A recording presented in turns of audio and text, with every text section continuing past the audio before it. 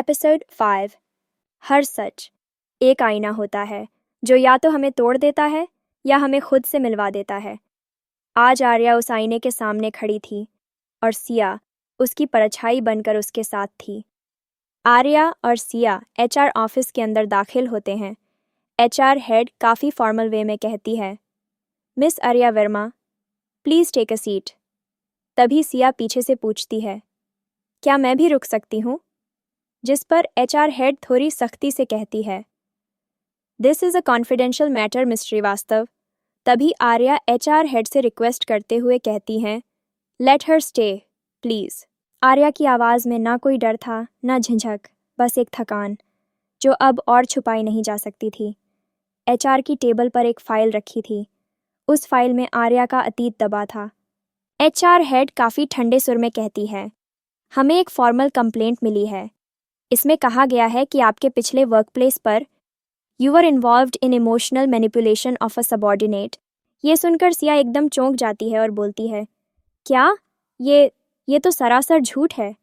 फिर आर्या टूटी हुई आवाज़ में बोलती है, that case was closed, cleared, it was a misunderstanding. लेकिन कुछ दाग कभी नहीं मिटते। एचआर हेड फिर कड़क आवाज़ में बोलती हैं, हमें अभी भी जांच करनी है। जब तक यह मामला सुलझ नहीं जाता, you'll be temporarily relieved of direct managerial duties। ये सब सुनकर सिया की आंखों में से आंसू आ जाते हैं और वो गुस्से में बोलते हैं, how can you do this? बिना सबूत के आपने आर्या की बात तक पूरी नहीं सुनी। जिस पर एचआर हेड बोलती है, we are just following protocol miss Srivastava. कमरे में सन्नाटा छा गया था। आर्या की निगाहें अब फर्श पर थीं और सिया की उन सब पर। ये वही आर्या थी जिसने पूरी जिंदगी अकेले लड़ी थी और आज फिर से सिस्टम ने उसे गुनहगार बना दिया था। आर्या धीरे से अपनी कुर्सी से उठती हैं और बोलती है, मैं समझती हूँ, आप जो सही समझें वो कीजिए। बाहर निकलते टाइम आर्या की चाल धीमी थी, कंधे झुके हुए, लेकिन चेहरे पर एक मजबूर मुस्कान। और सिया अब चुप नहीं रह सकती थी। सिया ने आर्या का हाथ थाम लिया और कहा, आप अकेली नहीं हैं आर्या। मैं हर एक झूठ के खिलाफ खड़ी रहूंगी, क्योंकि मैं आपको जानती हूँ, आपके सच को महसूस किया है।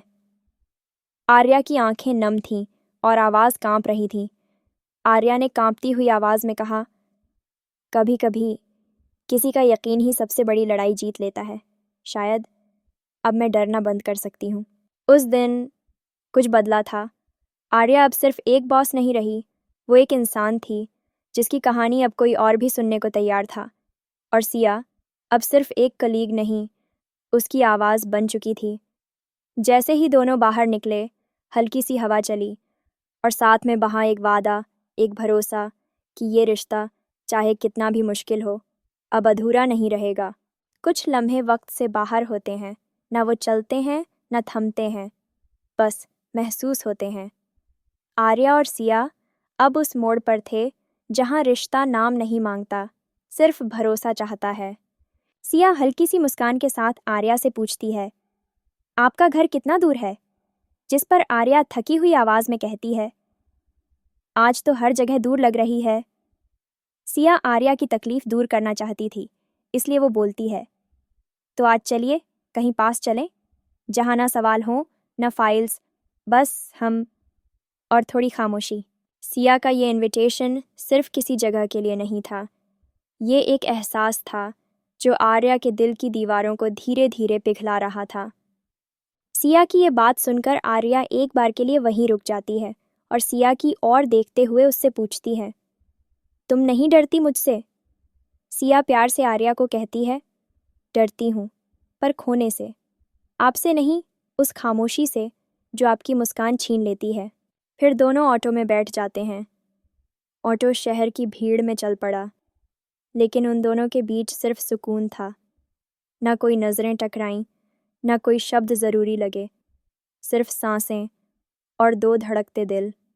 आर्या धीरे से बोलती है, मैंने कभी किसी को अपने पास आने नहीं दिया, क्योंकि जब भी कोई पास आया उसने मेरा सच छीन लिया। लेकिन तुम सुनती हो और बिना पूछे समझ लेती हो।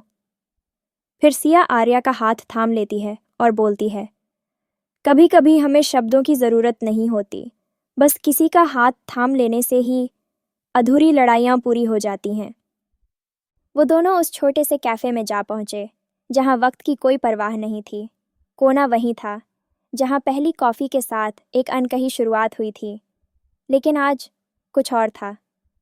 आर्या सिया से कहती है, क्या तुम जानती हो सिया, कभी कभी डर सिर्फ रिजेक्शन का नहीं होता, डर इस बात का होता है कि कहीं कोई सच में प्यार ना कर बैठे।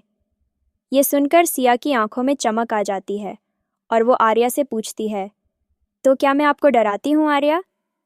आर्या थोड़ी देर के लिए चुप हो जाती है, फिर बोलती है, हाँ, लेकिन अच्छा डर, वो डर जो दिल को धड़कना सिखाता है। उनके बीच अब कोई दीवार नहीं बची थी। नज़रों में एक वादा था और खामोशी में एक इजहार। आर्या ने पहली बार किसी को खुद के इतने करीब आने दिया था और सिया अब सिर्फ उसकी कॉलीग नहीं, उसकी राहत बन चुकी थी। फिर सिया आर्या से वादा करती है, जो भी हो, मैं रहूंगी तुम्हारे साथ, हर उस दिन जब तुम टूटोगी, हर उस रात जब सब खामोश होगा, मैं तुम्हारा शोर बनूंगी। ये सुनकर आर्या की आंखें नम हो जाती हैं और वो कहती है, शायद अब मैं फिर से किसी पर यकीन कर सकती हूँ।